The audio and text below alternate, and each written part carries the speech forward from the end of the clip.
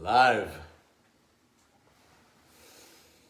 So, Hans, I was reading in the news just in the last 24 hours, more and more stories of police quitting their jobs. And of course, this is linked to the mass public shaming of police. I'm talking about in America, of course, but the mass public shaming of police these days. And I think it was something like 60-some% of Americans are now supporting Black Lives Matter, which, as a stand for people of color being treated fairly and justly and equally, is a great thing, to the extent that it adopts the very shaming perspective of the Black Lives Matter movement, which has a reputation for marching through the streets and saying, kill cops and stuff like this. It's no wonder to me. It's no wonder police are quitting. Why would men continue to sacrifice if they're not honored for their sacrifice? If their people stop honoring them for the sacrifices, why would they continue to sacrifice? And some will do it as a matter of their own personal honor. They'll continue. And I'm sure there's circles where they are honored, amongst other police, amongst their families. And that might be enough for some, but this is related to me to fathers in the world stopping sacrificing. Whether that's not getting married in the first place, whether that's getting divorced and not continuing the sacrifice of marriage and being present in the home. In many ways, marriage and these things are a sacrifice that men make. But we live in a world now where more and more, that people are raging against, quote unquote, the patriarchy. I like that you say marriage is a sacrifice for many men, because I think it is in many ways. Yes.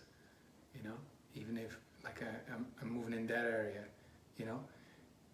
For example, also I'm going to add to it the fact that a lot of men would like to see more women, and they sacrifice being with one woman. Mm-hmm.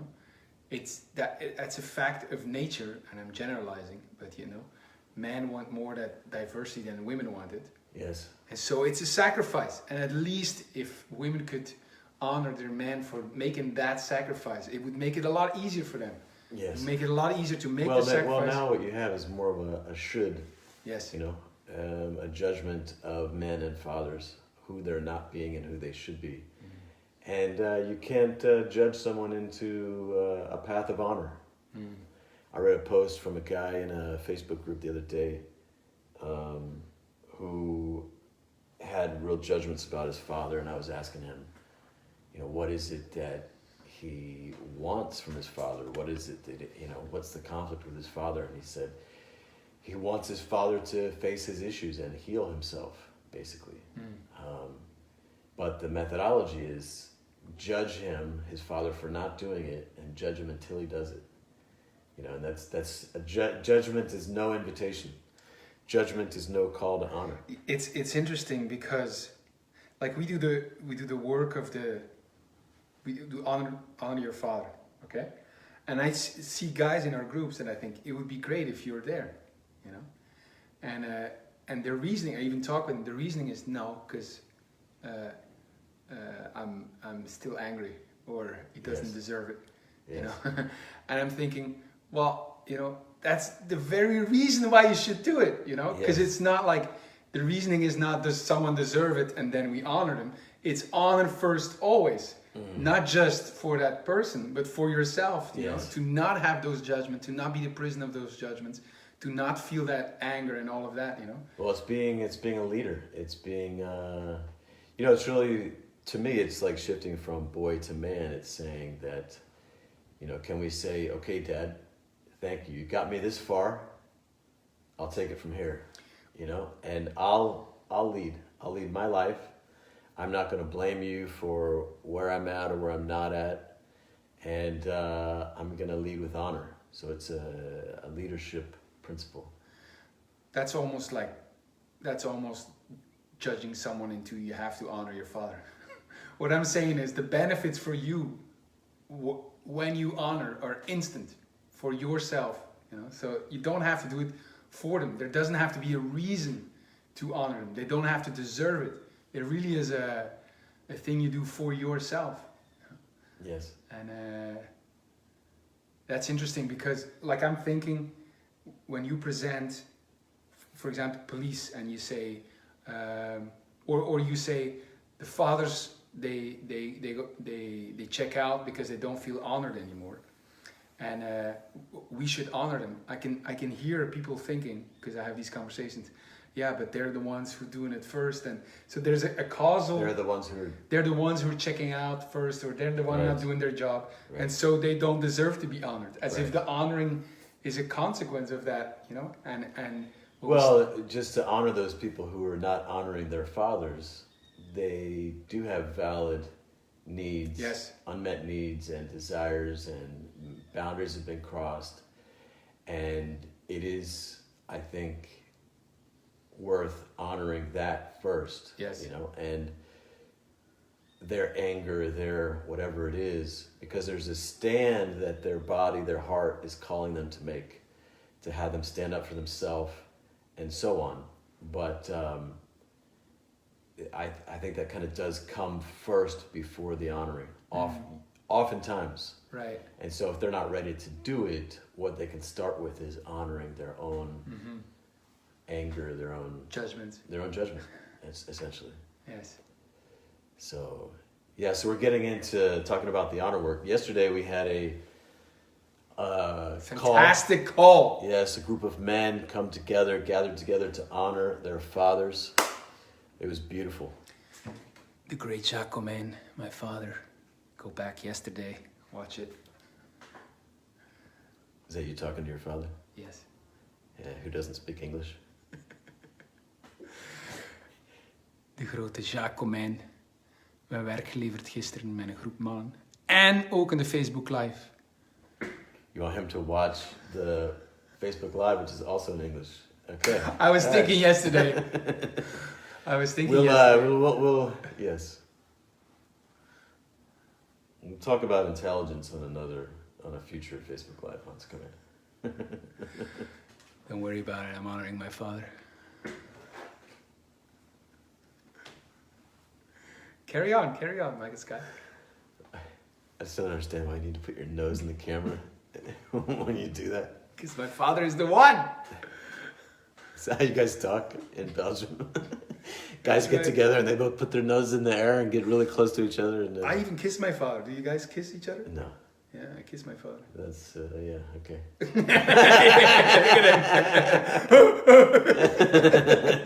Is it like an Eskimo kiss or whatever with the nose? Like, you come in with the nose. That we used to do. Oh no, it was this before we went to sleep.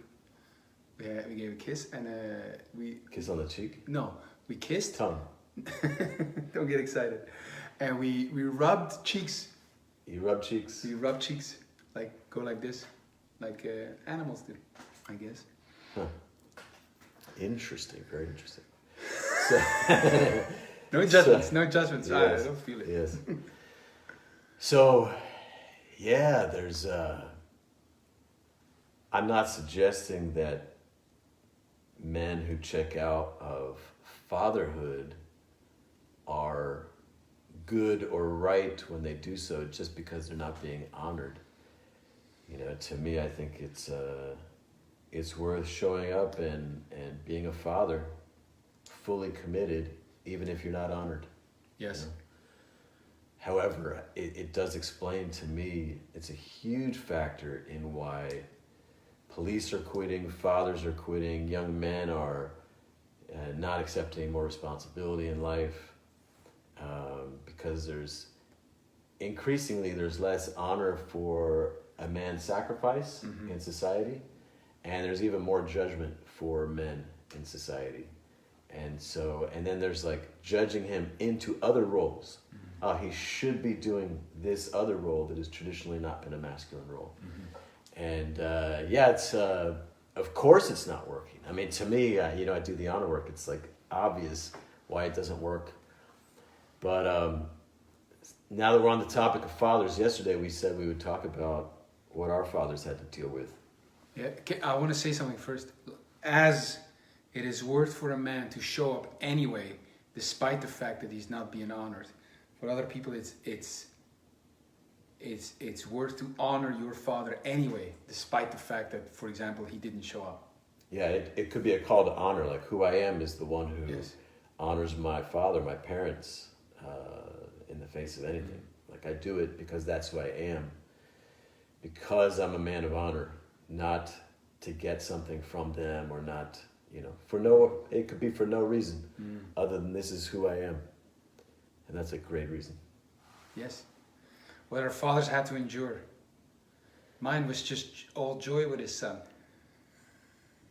Nothing but joy. An unbroken boulevard of green lights.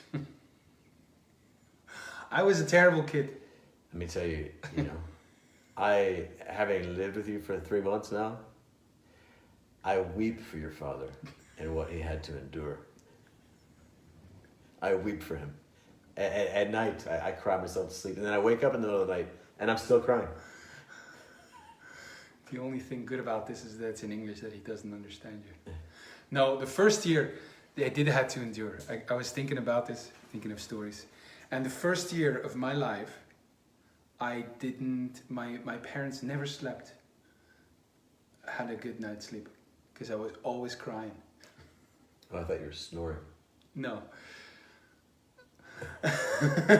I woke him up. I was already a night person, I guess. And then, it's just crazy. My sister was born 13 months later, My parents were still tired. And in the hospital, or I don't know what they call it in English, where the children are born. Anyway, the nurse said to my father, "Let's hope that the new baby doesn't wake up the little boy of 1 year old, And my father looked like this. It's gonna be the other way around, okay? Meaning what? I was gonna wake up the new baby, my sister. Right. They tell me also this story. They bought a new, they call it a park, which is like a, how do you call it for children? Like it's like a mini jail practically. Oh yeah, a crib. A crib. Uh-huh. Where you can stand in. Yes. You can hold it, and Yes. And they bought a new crib, and I spent not 1 minute in it, because as soon as they put me in it, I would cry until they put me out, and I was trying to escape it.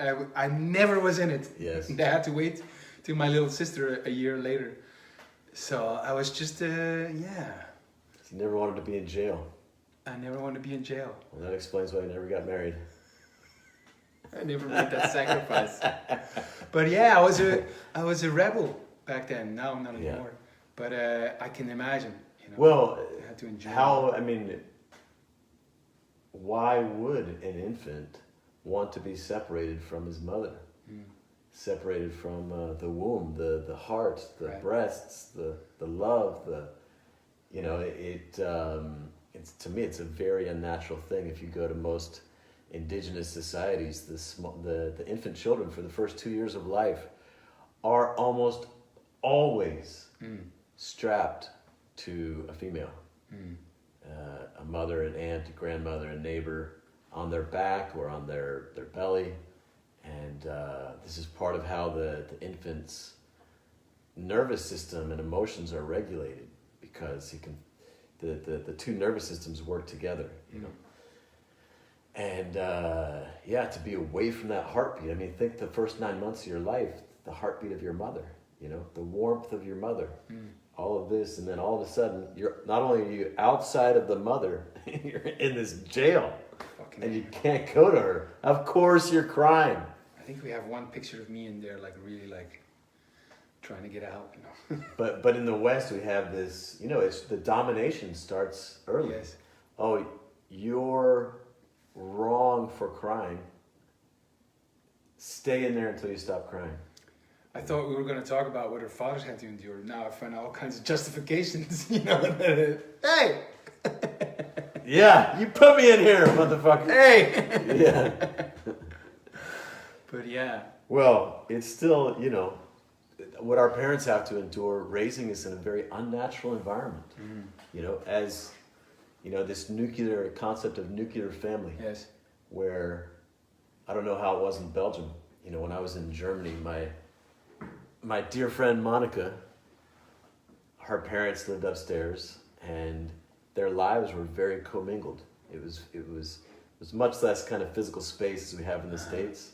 In the States, we have this idea of physical space. Like, right now, you're actually in my personal space. No, you're in mine. But we have to be on the camera here, so I'll tolerate the smell. Tolerate nothing. Yes. So, so we have big personal space in the U.S., but also space of like our property. You know, the houses can't be too close together. Everything, like, we have this sense we need more space. But where am I going with this? Oh, that parents are expected to raise a healthy child inside of very, what I would say are historically abnormal human environments. And so I think they have to deal with a lot more, you know, that we have this saying in English and in America, the terrible twos. I don't know if you have it in Europe. And also we expect 2-year-olds and teenagers to be rioting, rebellious, bad behaving, all of this. But in many indigenous cultures, healthy indigenous cultures that are not fucked up by, you know, the modern way, you don't have that. You know, in fact, you go to Mexico and here in Brazil, it may be changing. I'm not sure. I wouldn't be surprised, but they party together across generations.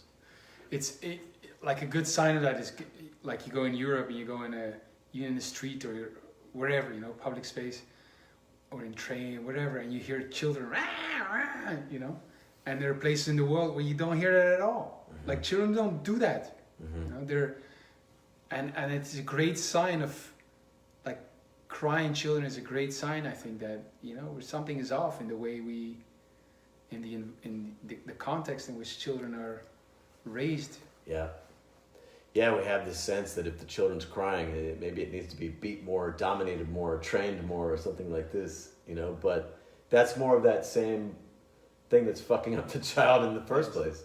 The child is just a child. It's just it's biologically, it's perfect. Yes. It comes out of the womb with certain expectations based on, you know, millions of years of... Its reaction is a symptom of something wrong at that stage. Yes. You know, it's not a symptom of that child is wrong. Yes. And, but, you know, we think that, oh, well, if you get into this battle for authority with our children and our infants, you know, well, I'm going to teach it a lesson. I'll just let it cry until it stops crying, you know, like, instead of, I remember being with my beautiful niece, Ashley, and she was a very young mother, and she had her newborn at home, and she was crying, and I was there visiting her, and she's like, Uncle Mike, you know, what should I do? You know, she was practically crying herself, because the parenting advice that she'd been given is like, let it cry itself to sleep. That's what her mother did. You know, close the door, the baby will eventually stop crying, right? Which is true. When it realizes no one's coming. You know, imagine the infant has to adjust that, like, no one is going to be there for it to answer the call, to meet its needs. Like, no one's coming. Imagine that's the training that the infant gets. It's heartbreaking, man. And she was heartbroken. And I was like, Ashley, like, as a human mother, you're perfect. What is your heart telling you to do? What is, you know, forget all these people who have these different ideas. And your baby's perfect. And she just went through her child immediately. I was like, yes, you know, go to your poor child, you know.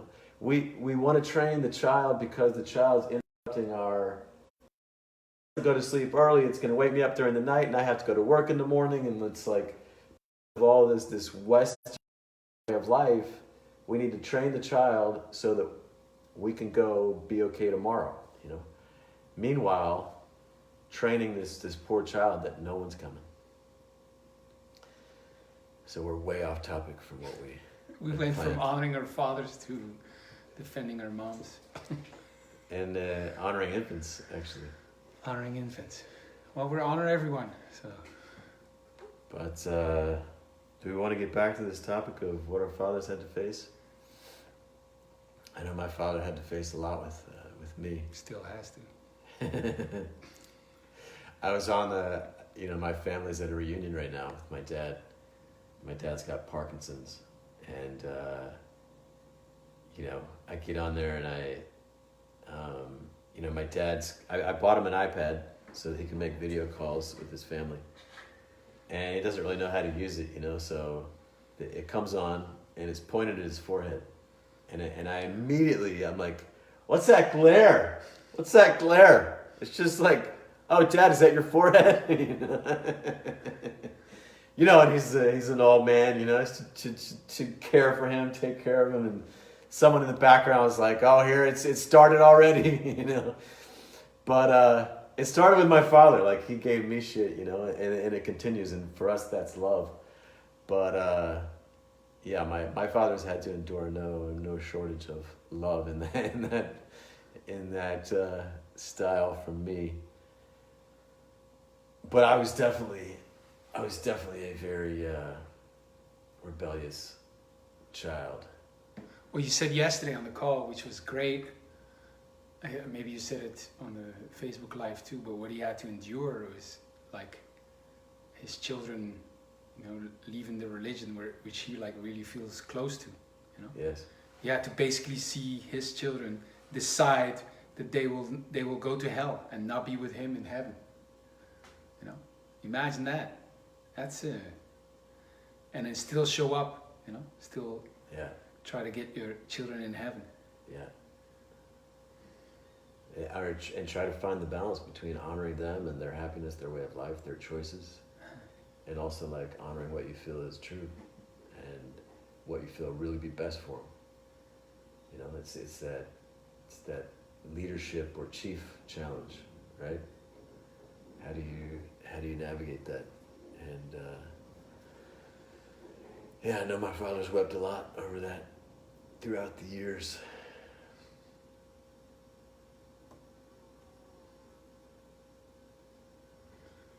Maybe you announce part 2. Tomorrow we're getting on again the part 2 of the honor letter webinar. We're having a great conversation about honoring fathers. Oh, it's great. And the way to do it. The way you can honor your father, thinking about the sacrifice, thinking about what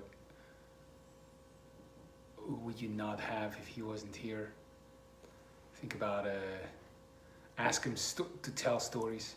I think it's great, Honoring your father in the form of a letter that he can treasure.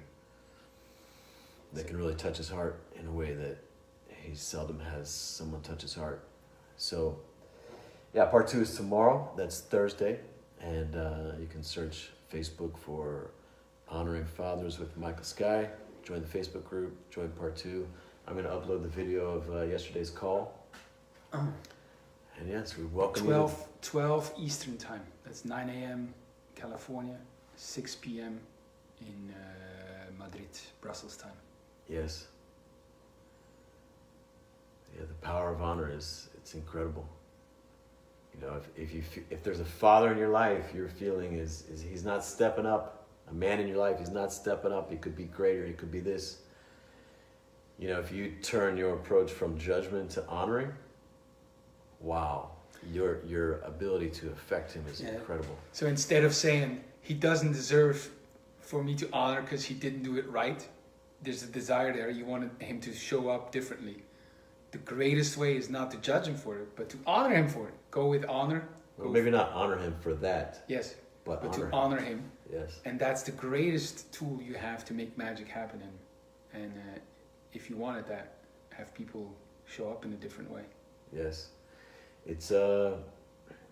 it's a human principle, you know. If you want someone to listen to you, to take your advice, to maybe change their ways or whatever it is that you'd like to have them learn or do differently, Always. they first have to feel that you hold them in your heart, that you really care, that you see them, that you Hear see what they're facing and standing for, you know. And that's the honor work. So it's the advanced form of empathy.